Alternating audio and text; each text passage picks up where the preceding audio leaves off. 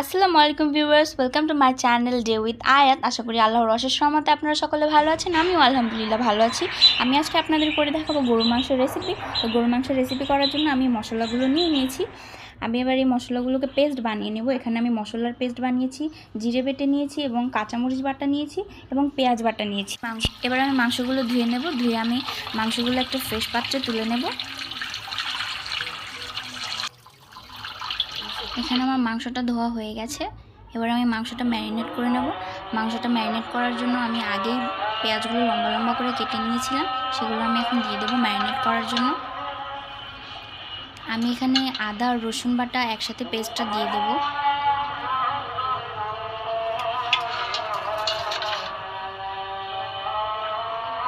এবার দিয়ে দিব মশলা বাটা। এখানে এলাচ, লং আর গোলমরিচ একসাথে পেস্ট করা আছে। এবার আমি দিয়ে দেবো একটু জিরে বাটা, এবার একটু পেঁয়াজ বাটা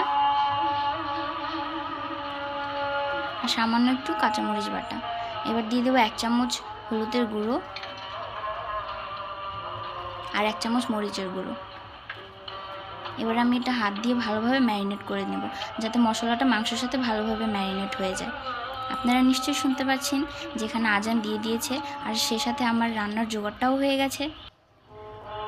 আমি লবণ দিতে ভুলে গিয়েছিলাম, এখন লবণটা দিয়ে দিলাম। এবার আমি মাংসটা আবারও একটু ভালোভাবে ম্যারিনেট করে নেব।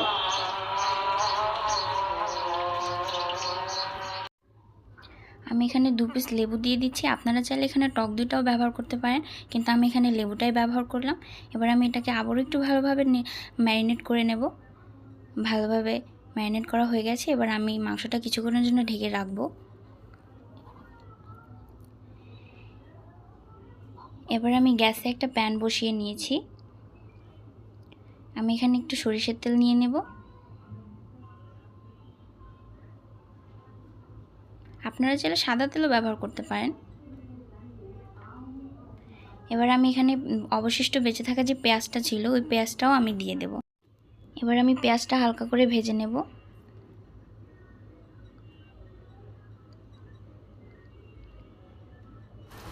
আমার পেঁয়াজটা হালকা ভাজা হয়ে গেছে। এবার ম্যারিনেট করার পর যে অবশিষ্ট মশলাগুলো ছিল, সেগুলো আমি একে একে এখন দিয়ে দেব।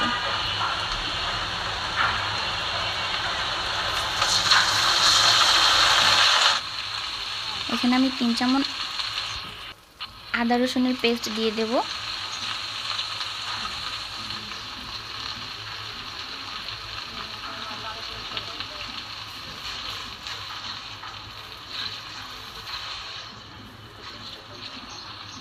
দু চামচ হলুদের গুঁড়ো দিয়ে দেব।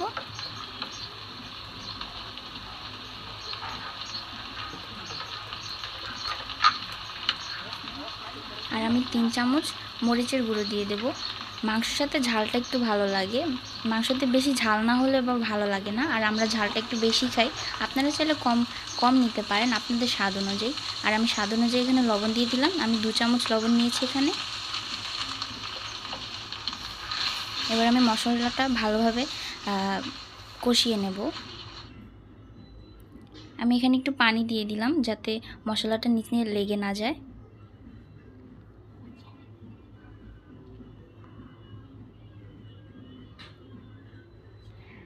আমি এখানে গোটা গরম মশলা দিয়ে দিচ্ছি, এলাচ, লং আর গরম মশলা দিয়ে দিয়েছি ভালো একটা ফ্লেভারের জন্য। আমি পেস্ট বানিয়েও দিয়েছিলাম আপনাদের যেভাবে দেখিয়েছি।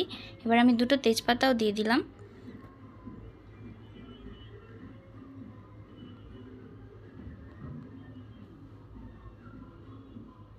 আমি মশলাটা ভালোভাবে কষাচ্ছি। কালারটা খুব সুন্দর এসেছে।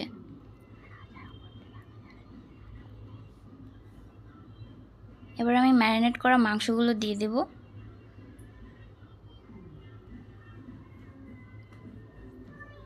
ভালোভাবে মশলার সাথে মিক্স করে নেব ম্যারিনেট করা মাংসগুলো। আমি চুলার আঁচটা মিডিয়াম রেখে মাংসটা ভালোভাবে কষিয়ে নেব। এটা আমার নতুন চ্যানেল, আমার চ্যানেলে যারা আমার চ্যানেলে সাবস্ক্রাইব করেছেন তাদেরকে অসংখ্য ধন্যবাদ। আর যারা এখনও আমার চ্যানেলটি সাবস্ক্রাইব করেননি, তারা অবশ্যই আমার চ্যানেলটি সাবস্ক্রাইব করে দেবেন। এবার আমি মাংসটা ঢেকে দেব।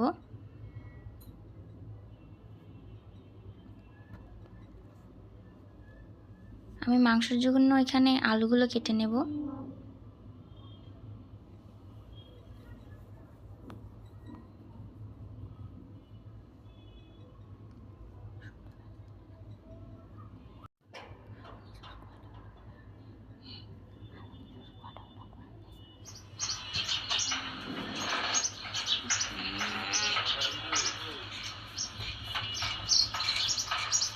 আমি কাটার জন্য এখানে 3টে আলু নিয়েছি। আমি আলুগুলো ভালো করে ধুয়ে নেব।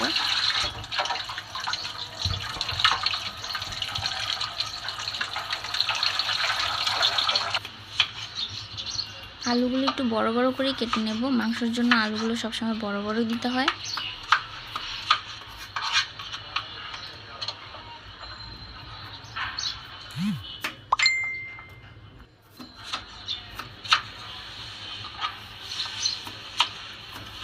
আমার আলুটা কাটা হয়ে গেছে। এবার আমি ঢাকনাটা তুলে মাংসটা একটু নেড়ে চেড়ে নেব যাতে নিচে লেগে না যায়।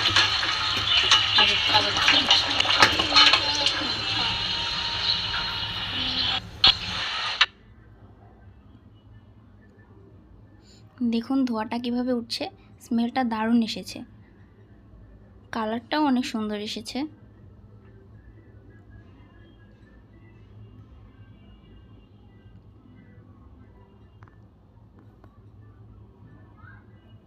এবার আমি কেটে রাখা আলুগুলো মাংসের মধ্যে দিয়ে দেব।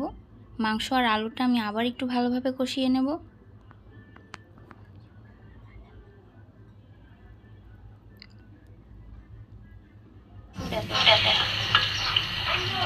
এবার আমি একটু দেখে নেব মাংসটা হয়েছে কিনা।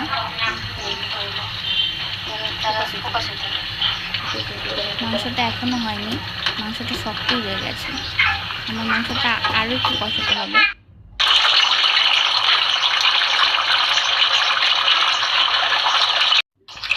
দেখুন কীভাবে বরফ আসছে, স্মেলটা দারুণ আসছে আর কালারটাও অনেক পারফেক্ট এসেছে।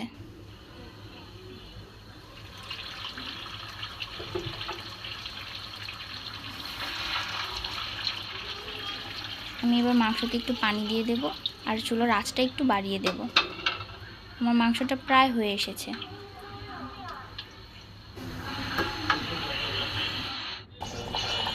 এবার আমি একটু গরম মশলার পেস্ট দিয়ে দেব, এতে করে মাংসের স্বাদটা দ্বিগুণ বেড়ে যাবে। এবার আমি গোটা কয়েক কাঁচামরিচ দিয়ে দেবো, এতে মাংসের ফ্লেভারটা অনেক সুন্দর আসে।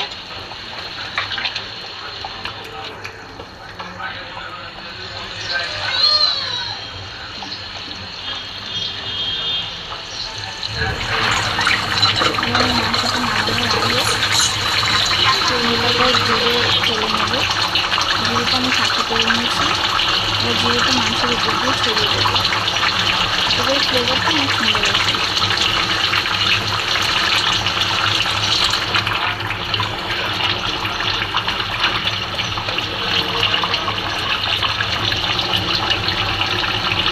মাংসটা হয়ে এসেছে।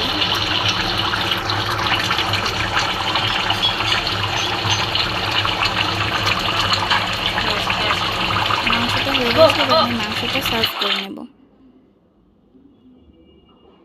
দেখুন কত সুন্দর কালার এসেছে। যারা যারা আমার চ্যানেলটি সাবস্ক্রাইব এবং আমার পাশে ছিলেন তাদেরকে অসংখ্য ধন্যবাদ। আর যারা যারা এখনও আমার চ্যানেলটি সাবস্ক্রাইব করেননি তারা অবশ্যই আমার চ্যানেলটি সাবস্ক্রাইব করে দিবেন। আজকের মতো এখানেই ভিডিও শেষ করছি। সবাই ভালো থাকবেন। আল্লাহ হাফেজ।